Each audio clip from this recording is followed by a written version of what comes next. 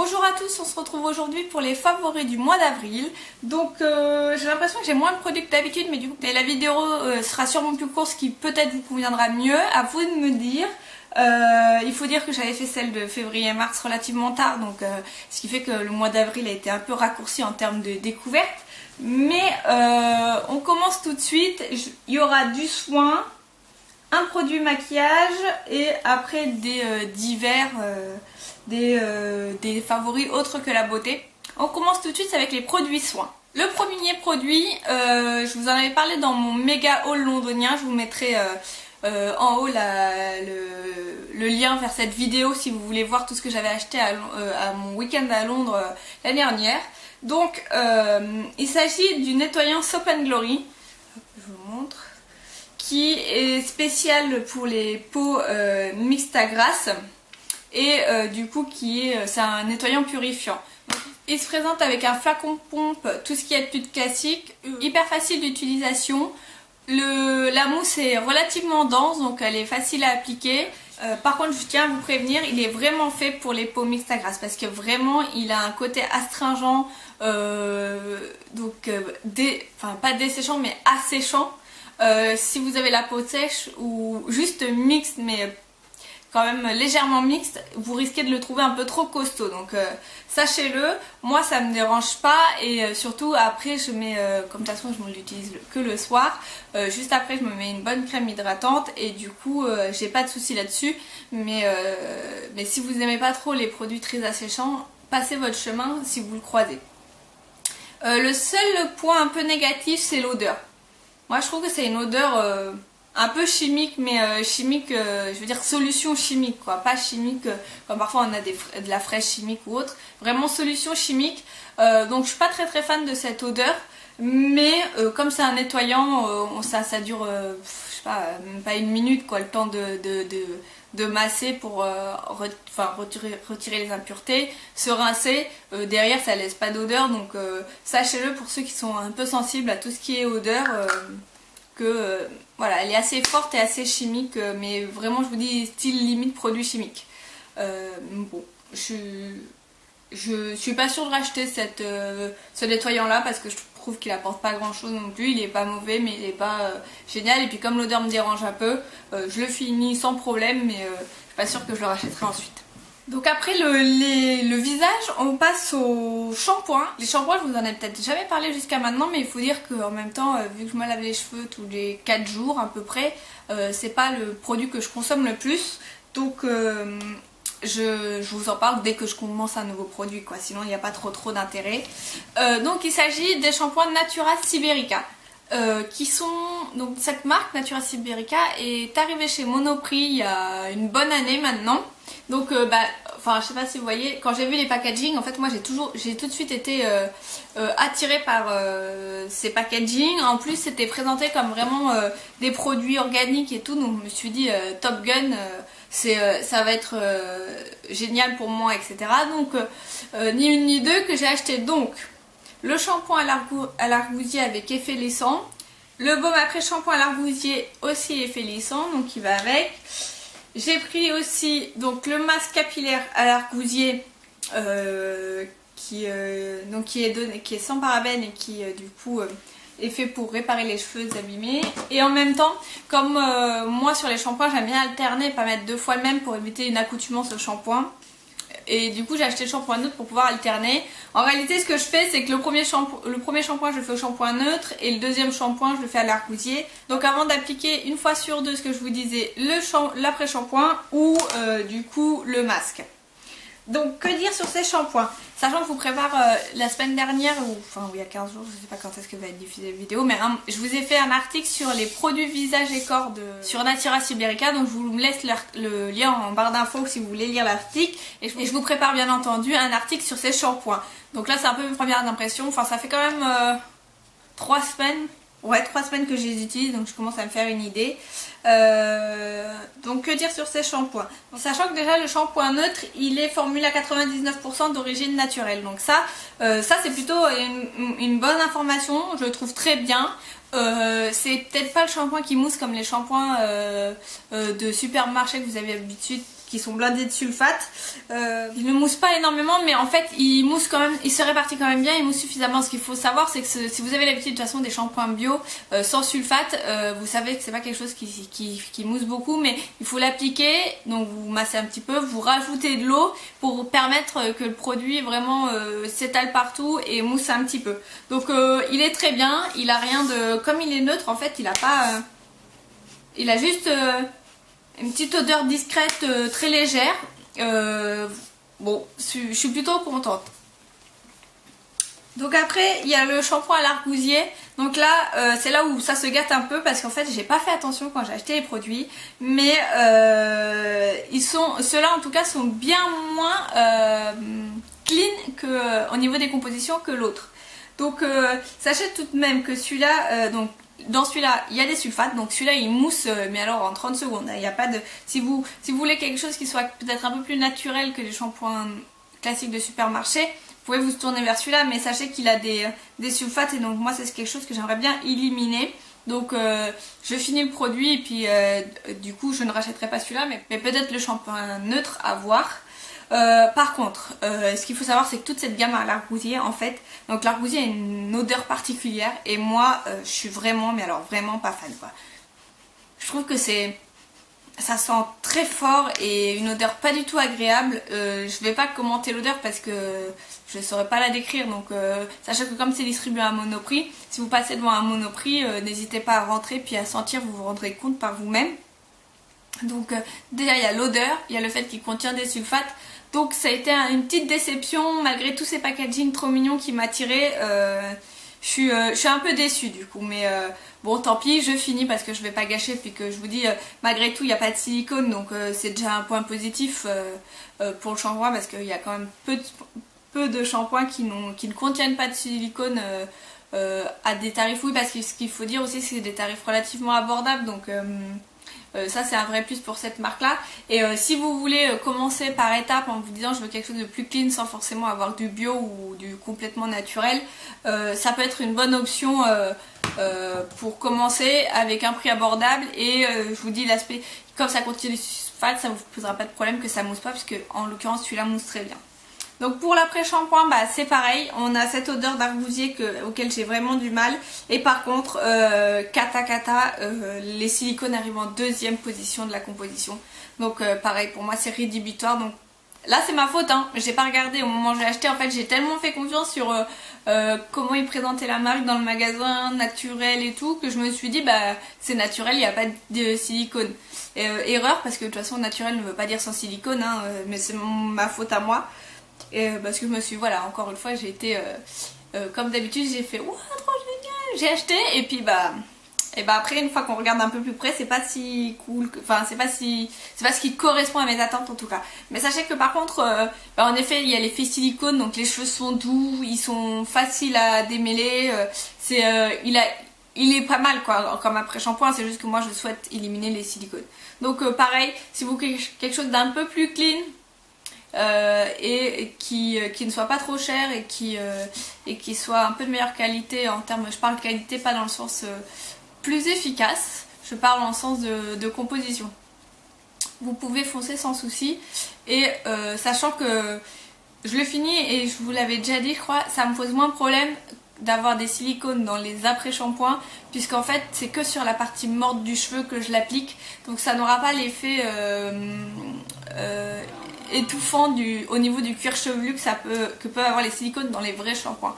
Ce qu'il faut savoir, c'est que les personnes aux cheveux gras, par exemple, si vous utilisez des shampoings avec des silicones, en gros du silicone, si je vous la fais simple, c'est une molécule qui ressemble à des molécules de plastique quoi. Et donc vous obstruez, vous posez une pellicule de silicone sur vos cuirs chevelus. Du coup, en vous shampouillant avec des shampoings à silicone, vous posez une fine couche de silicone, donc de quelque chose d'un peu plastique, et ça empêche à votre cuir chevelu de respirer, donc lui il se sent agressé, donc qu'est-ce qu'il fait? Il produit du sébum pour essayer de de retirer cette agression. Et du coup les personnes qui ont des cheveux gras, ça graisse encore plus vite, donc c'est pas bon. C'est bien pour ça qu'au départ moi j'avais arrêté de mettre des silicones et que je vous dis dans les après-shampoings, on vous dit que ça va pas sur le cuir chevelu que sur la partie morte, à la limite ça me dérange moins et c'est juste par principe que je voudrais retirer les silicones. Donc voilà pour celui-ci, et donc je vous fais pas c'est le même topo pour le masque, il y a des silicones à l'intérieur. Par contre il est relativement efficace. En effet mes cheveux sont bien hydratés, je les trouve en meilleure forme que ce que j'ai pu avoir par le passé. Il faut dire que je les avais coupés il y a combien de temps je les ai coupés au mois de novembre je crois, donc ça leur fait aussi pas mal de bien. J'avais retiré toutes les parties très abîmées, mais j'ai l'impression que ça maintient bien l'hydratation et qu'ils sont en bonne santé. Donc pareil, si vous voulez quelque chose de pas trop mal à tarif acceptable, foncez, parce que ça reste quand même un bon produit. Faites juste attention à l'odeur, comme je vous disais, c'est la même odeur que forcément tout le reste. Soit je pense que c'est soit une odeur qu'on aime, soit qu'on n'aime pas. Moi j'ai vraiment du mal, donc c'est ce qui fait le deuxième aspect rédhibitoire sur ces produits là. Le dernier produit soin, c'est un produit de chez Rituals, comme d'habitude. Alors celui-là, ça fait un moment que je l'ai dans mon placard. Je l'avais pas encore ouvert parce que j'utilisais un peu ce que j'avais dans le cours que j'utilisais. Donc là, comme j'étais arrivée au bout du précédent... Comme j'étais arrivée au bout de la précédente crème pour le corps, j'ai ouvert celle-ci. Donc en fait, ça s'appelle Magic Touch, mais ce qu'il faut savoir, c'est que c'est l'ancien nom de la gamme Sakura, où ils ont tout remodifié les packaging, vous savez, pour la crème pour le corps. Je sais pas si vous savez, mais dans cette gamme là, pour la crème pour le corps, elle est rechargeable, elle a un capuchon en bois maintenant. Donc bref, je ne crois pas qu'en fait ils aient reformulé. Je crois juste qu'ils ont repackagé la marque et puis renommé, mais la formule pour moi est la même. Donc voici un peu à quoi elle ressemble. Donc c'est vraiment une crème pour le corps, mais c'est pas un beurre. Ils appellent bien crème fouettée pour le corps ultra riche. Donc c'est vrai, elle est riche, mais ça n'a pas cet aspect très collant que peut avoir un beurre.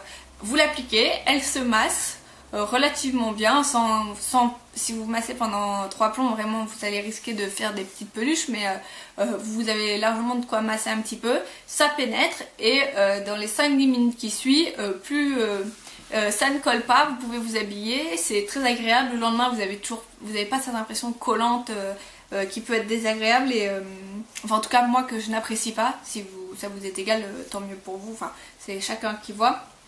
Donc elle a cette odeur donc c'est à base donc il s'appelle Cherry Blossom and Rice Milk, donc de lait de riz et de fleurs de cerisier. Donc c'est une odeur fleurie très fraîche, très légère, donc pour celles qui n'aiment pas les odeurs entêtantes, ça sera parfait. Comme je vous dis, par contre, faites attention, ne cherchez pas ce packaging là parce qu'il est en effet blanc, mais c'est des écritures plutôt roses et je vous dis, le capuchon n'est plus en argenté comme ça, mais en effet bois. Je sais pas si c'est des vrais bois, mais en effet bois en tout cas, qui est d'ailleurs très joli. Donc là, par contre, comme d'habitude avec Rituals, je vous conseille à 100% et puis n'hésitez pas, après, c'est chacun ses goûts et ses couleurs, comme on dit. Je passe au seul produit make-up que j'ai ce mois-ci, que j'ai découvert entre guillemets. Donc il s'agit d'un blush crème de chez Sephora. Donc il se présente comme ça, si j'arrive à l'ouvrir, qui se présente comme ceci. Donc le mien il est un peu craquelé parce que je pense qu'il est un peu ancien, mais sinon il n'y a pas de souci. Donc je l'avais dans mes placards justement depuis un petit moment et il me paraissait ultra foncé. Je sais pas si vous voyez, mais ça me paraissait très foncé. J'avais jamais eu je sais pas, mais du coup je l'avais pas forcément. Je l'avais testé au début, je l'avais eu, puis ça m'avait pas plus convaincu que ça. Oui, on me l'avait offert, hein, c'est pas moi qui l'avais acheté.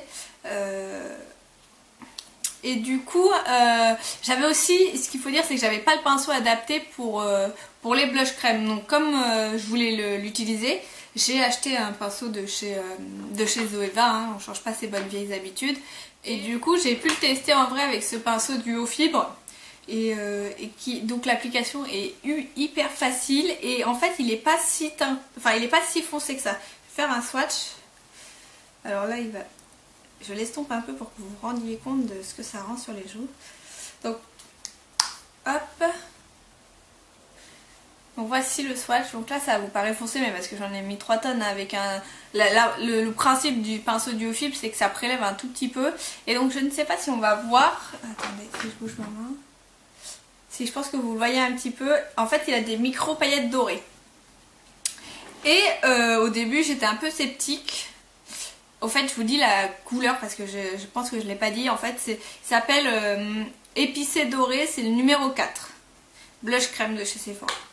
Et au début j'étais un peu sceptique, je savais pas trop, et puis finalement je vous dis avec ce petit pinceau duo fibre, ça s'applique nickel, ça s'estompe nickel, ça fait quelque chose de relativement naturel. Je sais qu'il y en a certains qui ont peut-être peur que les produits crème en fait vous fassiez bouger votre fond de teint en dessous, mais alors soit c'est le pinceau ou le produit qui est vraiment bien, je ne sais pas, enfin ou la combinaison des deux je pense plutôt, mais ça s'applique très bien, ça ne fait pas de démarcation, ça fait quelque chose de plus naturel, et ces micro paillettes ça donne un vrai effet bonne mine, mais vous les voyez, mais enfin vous les voyez à l'application, mais après au bout de quelques temps après l'application ça se matifie un petit peu. Et ils sont juste, ça te donne juste un côté modeline. Donc moi ça a été une vraie bonne surprise. En plus ce petit packaging là, c'est une fois que c'est fermé, c'est facile à emmener en vacances et tout. Donc maintenant à chaque fois le week-end quand je dois partir quelque part ou que je pars en formation ou autre et que j'ai pas envie de travailler 36 000 trucs, je prends celui-là. Et en fait avec l'effet micro paillettes, on peut même se passer, enfin moi je suis une fan d'highlighter donc j'adore en mettre, mais je veux dire ça donne un côté lumineux et du coup on n'est vraiment pas obligé de mettre de l'highlighter avec ce blush-ci. Donc ça a été une bonne découverte parce que parfois je suis vraiment déçue par ce que peut faire Sephora en termes de maquillage, pas assez pigmenté ou trop pigmenté et poudreux, etc. Et là, vraie bonne surprise, donc j'ai pas le prix en tête puisqu'on me l'avait offert, mais sachez que à mon avis ça vaut le coup. On passe enfin à tout ce qui est favoris autres qui sont...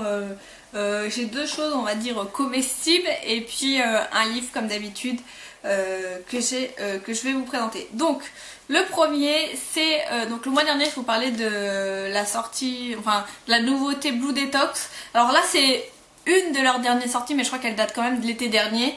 C'est une des choses les plus récentes. Donc ça s'appelle Aqua Rosa. Je sais pas si...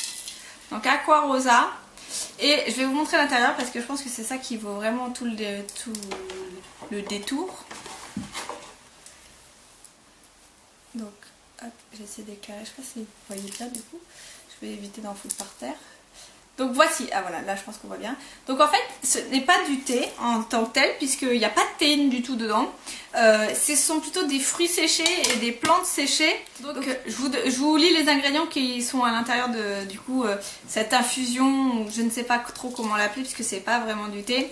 Donc de l'hibiscus, de la pomme, des fruits rouges, des baies noires, des feuilles de mûrier, du sureau et des arômes. Donc moi c'est quelque chose que j'apprécie beaucoup. Je vous en ai jamais parlé, mais je pense que peut-être la semaine prochaine, le mois prochain, je vous parlerai des carcadets de Daman Frères. C'est le même principe, ce sont des fleurs séchées, des fruits séchés, des écorces séchées que l'on fait infuser comme du thé, mais du coup qui ne contient pas de théine. Donc par exemple pour des personnes qui ne veulent pas boire de thé en fin de journée, ou qui, je sais pas, les femmes enceintes qui veulent faire attention à ne pas boire trop de caféine ou de théine, ça peut être une bonne alternative. Et franchement c'est délicieux, c'est un côté sucré, bah forcément dû aux fruits, et c'est très très agréable. Et donc franchement moi je vous le conseille. Je vous dis celui-là il est top, je l'ai goûté ce matin même, donc vraiment j'ai vraiment bien apprécié. Et comme je vous dis, il n'y a pas de théine, donc ça peut être une alternative en fin de journée ou le soir si vous voulez pas boire, à la place d'une tisane par exemple. C'est beaucoup plus fruité qu'une tisane, donc ça peut être très agréable. Donc franchement si soit ça vous intrigue, ou si vous connaissez les carcadets de chez Daman Frères, c'est un peu le même principe, donc n'hésitez pas.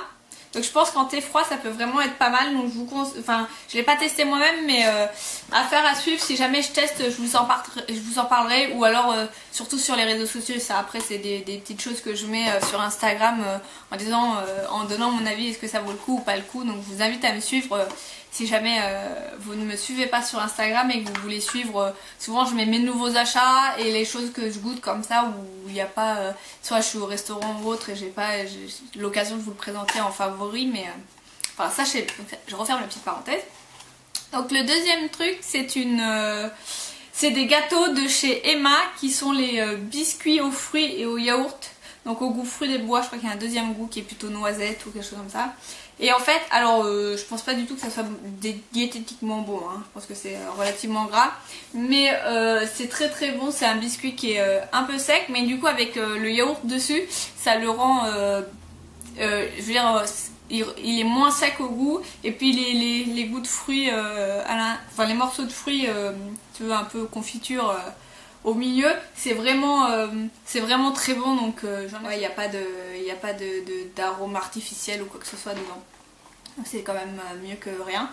Et voilà, c'est très agréable. En plus c'est dans des petits paquets de 5 paquets de 2 pour un petit 4 heures, facile à transporter et très gourmand.